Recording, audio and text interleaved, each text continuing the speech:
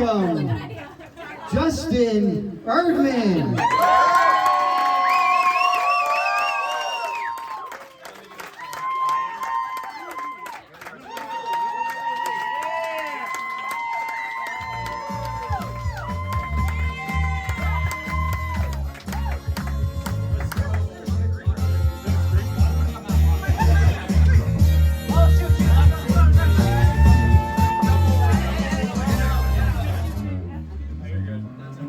Justin. Thanks everybody for coming out tonight. Thank you so much for coming out. So it's been a big year for me. My son Wesley just turned 3 years old and finished potty training. He's actually in the back of the bar drinking a vodka tonic. Everybody give me a round of applause. Of course, that's only a joke. He's not drinking vodka. He's drinking whiskey like a man.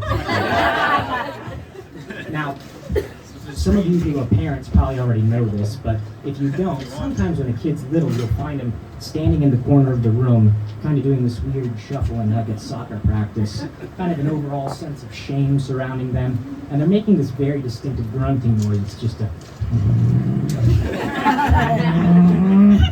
and everyone in the room knows exactly what's going on. Kid's pooping his pants. Right. One night I was upstairs and I hear from the other room this grunting noise. And I walk in. Now he had just gotten old enough that he could learn to pull himself up and stand, and he was actually in the bathtub and I could see that he was frowning.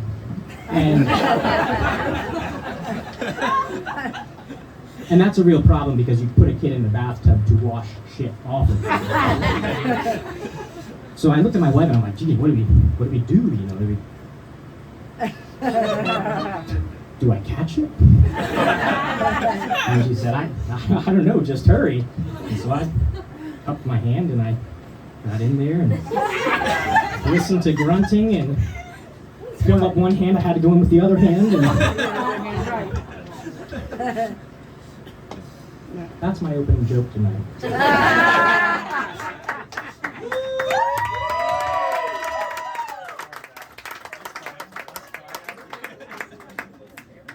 It might not get any better. But you should know that that is not the last poop joke you're going to hear. So if you get queasy, settle in. My wife Jen is with me here tonight as well. We've been married 5 years. Everybody give Jen a round of applause.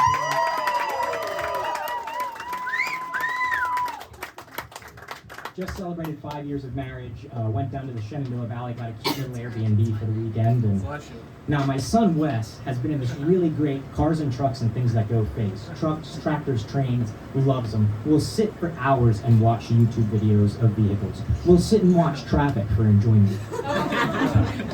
And so with a good amount of confidence, we put on a YouTube video for him and went into the other room to do that thing that consenting adults are going to do.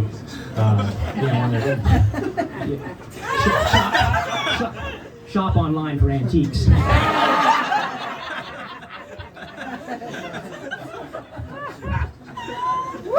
But before we did that, we had sex.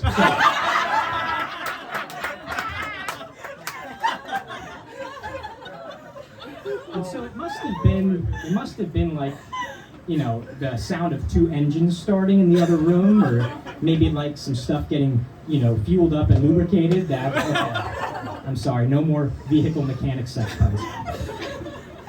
All I know is we're going at it, and I see some movement to the side and look over, and I'm locking eyes with a 3-year-old.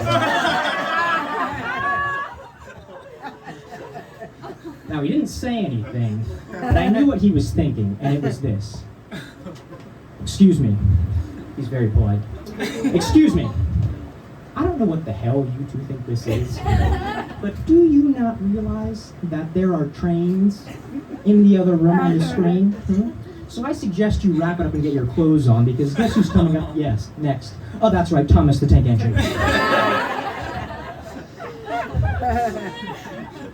My wife's like, "Aw, come here, baby." And I'm like, "Come here, baby." No. We agreed 5 years ago it was just the two of us. If we're bringing in a third person, it's not 3-year-old Wesley.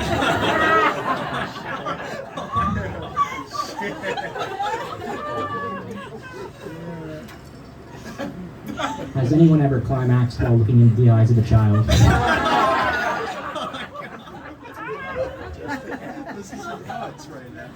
I really hope the answer to that is no. Some of you are probably wondering why I'm here opening tonight. I'm actually co-workers with the Casise's son, Ryan. He's in the audience. Everybody give Ryan a big...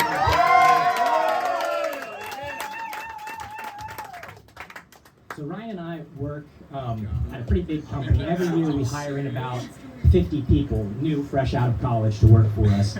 And every year they send around a bio to, meet the new faces in the audience. And every year, HR ruins a couple people's lives. And I'll tell you how easy it is for them to do that. Let's say we get a bio in. Meet the new face. Tim. He's 22, he's a Villanova Wildcat, and on the weekends, he enjoys fast cars, going to the beach, and the E-A-G-A-L-E-S. Eagles! Football. Let's say instead of spelling it out, he put capital T, capital B, the Birds, watching the Birds play football. HR will lowercase the T, lowercase the B, and leave out the word football, and turn Tim from a 22-year-old Philadelphia sports fanatic into a 22-year-old creepy bird watcher who enjoys, quote, watching the birds play.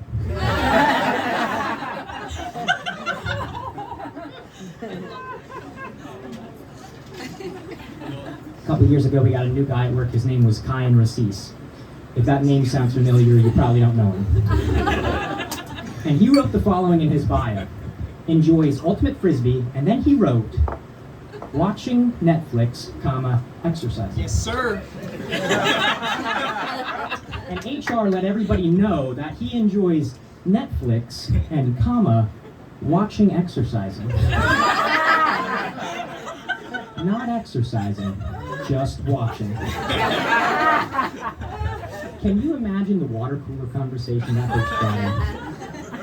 Hey, Kyan, first week of the job, you got any weekend plans? Yeah, 5K. Oh, I didn't know you were a runner. You said anything about running?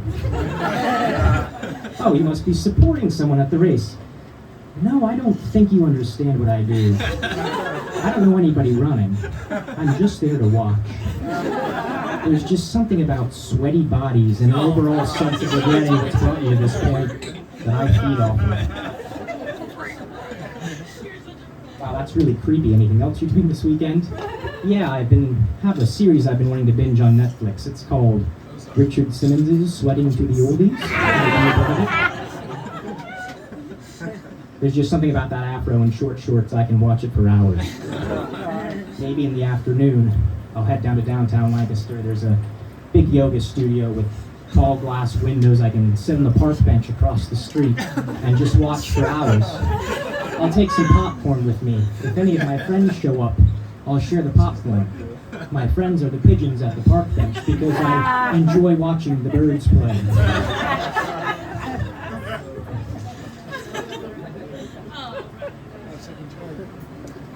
Now, my wife didn't know I was going to tell that sex joke, so she's pretty embarrassed. But not nearly as embarrassed as all the co-workers in the audience tonight, because they have heard this coming story before. Give a round of applause to the co-workers in the audience.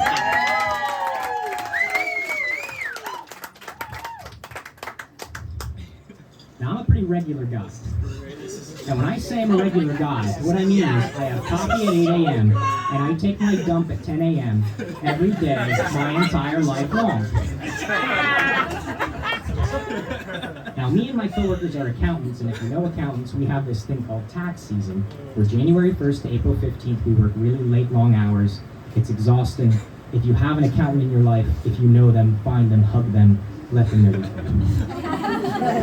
And 10 years ago, when I started as an accountant, this thing happened to me, where during tax season, Saturday I'm a normal guy, Sunday I'm a normal guy, and I go to work Monday, and I don't shit again until Friday.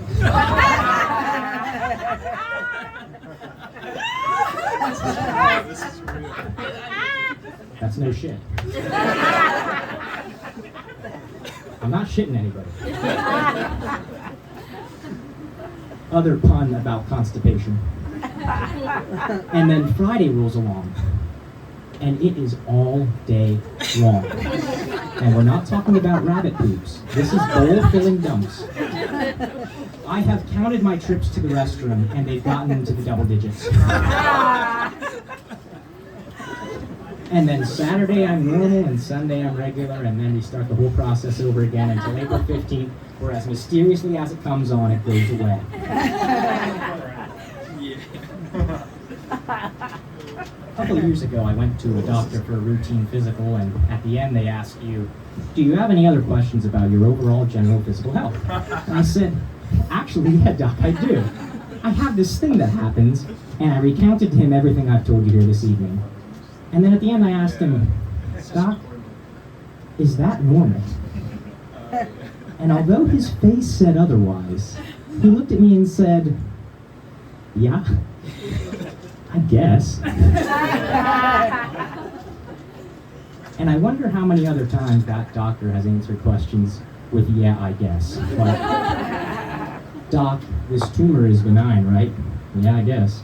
Doc, I am the father of the child, right? Yeah, I guess.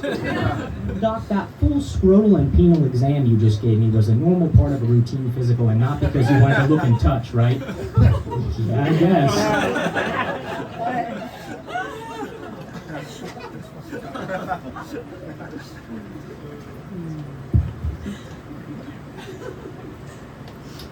You know, we're having a lot of fun tonight, and it's hard to forget that there's still a pandemic going on out there. I know I didn't want to bring it up, but I keep reading these articles about how there are these, two different Americas now, how some people spent all their time pre-COVID on the road, never had time for their families, and now they're cooking dinner together. They've never had a better work life. And you hear these other stories about people working such late hours on the road.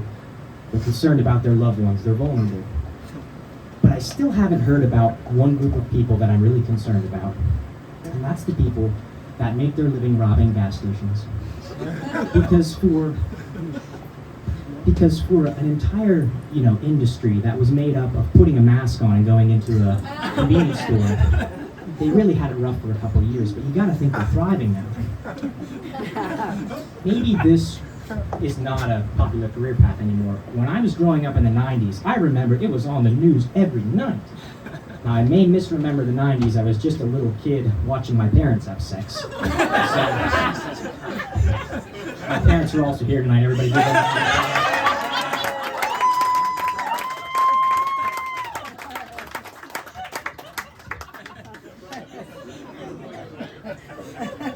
And so the reason I bring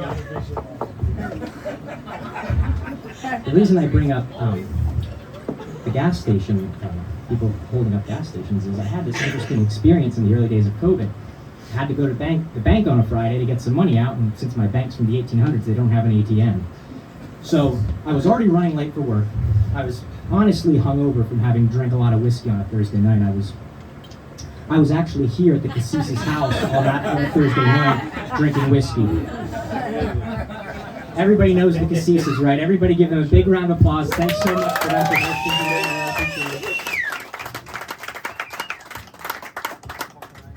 Now, if you're saying Thursday night whiskey, Cassis's, that doesn't add up. They weren't here. I had broken in through the upstairs window. But the point is, I needed to go into the bank and get cash, and I didn't have a mask. I looked all through the car, and it was the early days of COVID. You couldn't go in without one. All I could find was a pair of my wife's pantyhose. And now I know that would look silly, but I thought it's okay. I'll just run in really fast so nobody sees me. I'll be very short and curt and direct with the teller, and then I'll run out. No big deal. It was cold outside, so I didn't even take my hand out of my pocket when I pointed to her and I said, "Give me the money!" And get this, she fainted. I know, rude, right? Before I could tell her out of my savings and not my checking. And that's what I told the arresting officer too, but he just...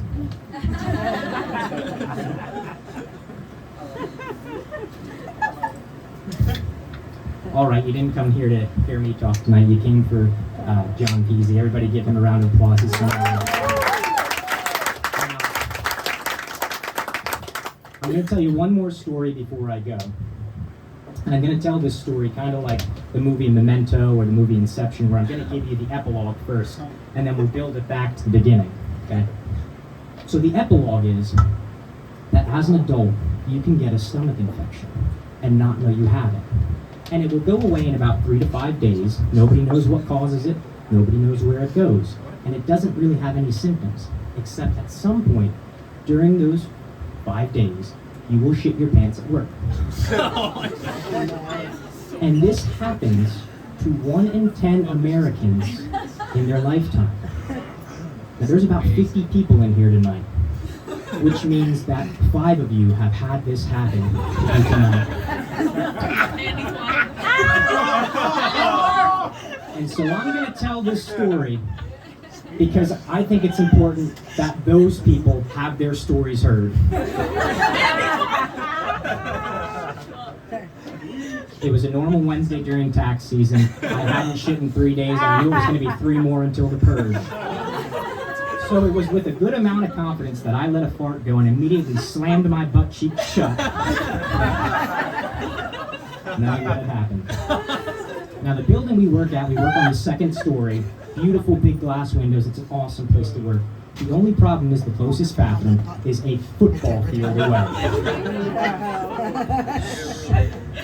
So doing that duck walk, and with my head held as high with the last dignity I had, I made my way past all my coworkers to the bathroom.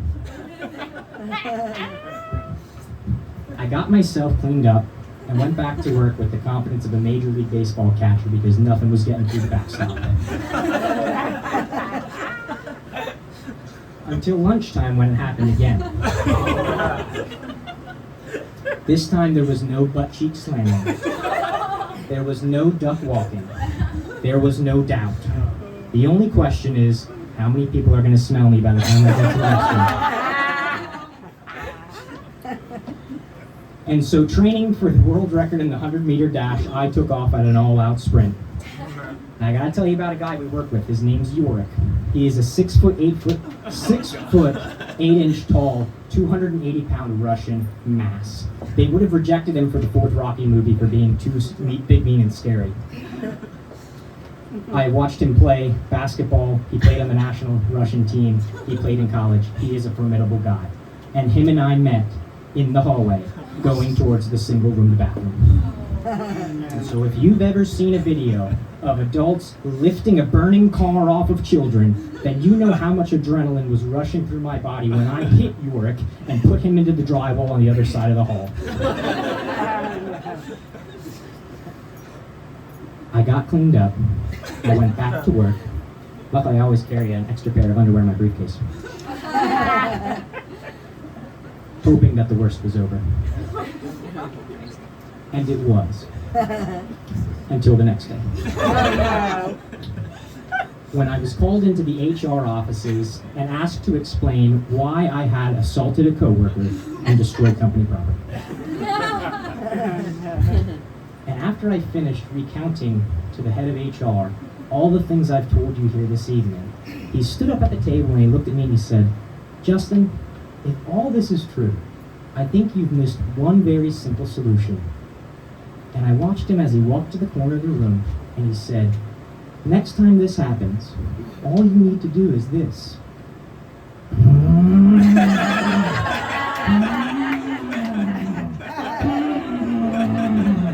And everyone in the room will know exactly what's going on. Thank you, everyone.